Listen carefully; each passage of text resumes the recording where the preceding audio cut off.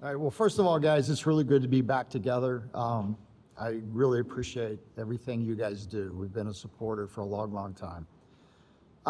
Really, when I first thought about this, I thought I'd talk about, we've been around 25 years, or we have this big celebration this summer, and it's a big deal for us to be working with you guys for 25 years. Or our new integrated illustration software. I thought I would talk about that, but a lot of important things have gone on since the last time we got together this last year. So I thought I would spend my 2 minutes talking about why you can trust Capital First Trust Company, because I think that's really important right now. When I was in banking, our bank president used to have this mantra he would always say, and financial sales are all about trust and faith. You win the client's trust, and then they put their faith in your recommendations, and then you get financial sales. And that's what you guys do every day on multiple levels. Clients, trial lawyers, Shannons of the world, you have to build trust and faith with them. So why can you trust Capital First Trust Company? There's a lot that goes on behind the scenes that you don't see.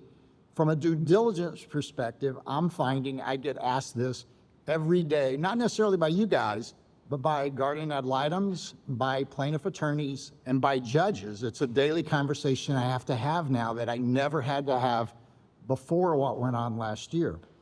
First of all, we go through 4 independent CPA firm audits every year, 4 separate firms every year, and we have to pass those. We also do an additional internal audit supervised by our chief financial officer, and she has to sign it, which puts her on the line for how accurate that audit is. We are reviewed by the state of South Dakota every 18 to 36 months, and so it averages about 2 years, but that's really important. Why 18 to 36 is so we don't have enough time to plan and hide bad stuff. It makes it easier for them to catch us if something isn't right. We've passed every exam for the last 25 years.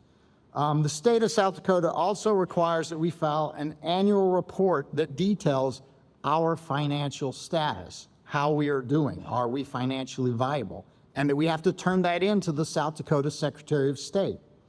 They also require an annual review of those financial results, our internal controls, our investment results, and it's reviewed by a company called Scribner, Cohen & Company. They're a big Milwaukee CPA. They have been doing this for 100 years. I can tell you from personal experience, they don't miss a thing. I got one mistake in 12 years, they caught it. I attached the wrong fee schedule, and they caught it. 12 years, one mistake, and they catch it. We also, like all trust companies, are required by law to segregate the trust beneficiaries' funds from our funds so that if we do get in financial trouble, our clients aren't impacted.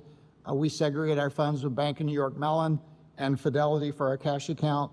We also, it's a real good question, have you ever seen our certificate of liability insurance? If you haven't, you should ask us for it. If you talk to your judges, if you talk to attorneys, if you're talking to guardian ad litems, they all want to see it. Ask us for it, right? We carry $3 million in E&O issuance per occurrence, $3 million. We're required by law to carry 1, we carry 3. We are so overinsured, it's unbelievable. We also have a $2 million fiduciary bond, so we're bonded on every minor case.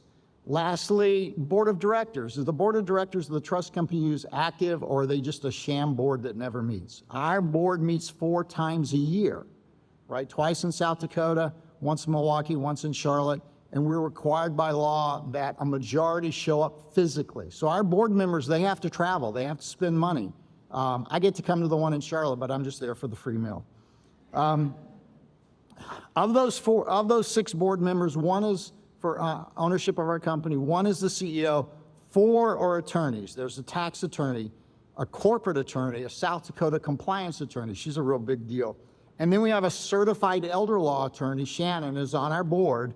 And the reason why we have a certified elder law attorney is we want someone on our board that works with settlement planning on a daily basis. And I can tell you, Shannon does more trust, special needs trust, settlement preservation trust, than any certified elder law attorney in the country. She works with a lot of you guys, and it's really important for those of you who know her, is that she sits on that board while we review our financials. So if we're in financial trouble, she knows it. And she will tell you, no, I think we should use someone else, because she has a fiduciary obligation to not let you use a trust company that she knows is in trouble. So she is like the canary in the coal mine, or the early warning radar system that you have to stay away from a trust company that could be in financial trouble. Lastly, and this is my favorite one, it's a little scary, right? Every board member and every full-time employee of our company has to pass a criminal background check from the state of South Dakota and from the FBI. How I squeezed in, I don't know, but we are squeaky clean. You can trust us. You have the canary in the coal mine as extra help. And if you need any of this information in writing, it's on our website. We're happy to provide it for you, but believe me, we are so over supervised. It's scary how we can even do business. Thank you.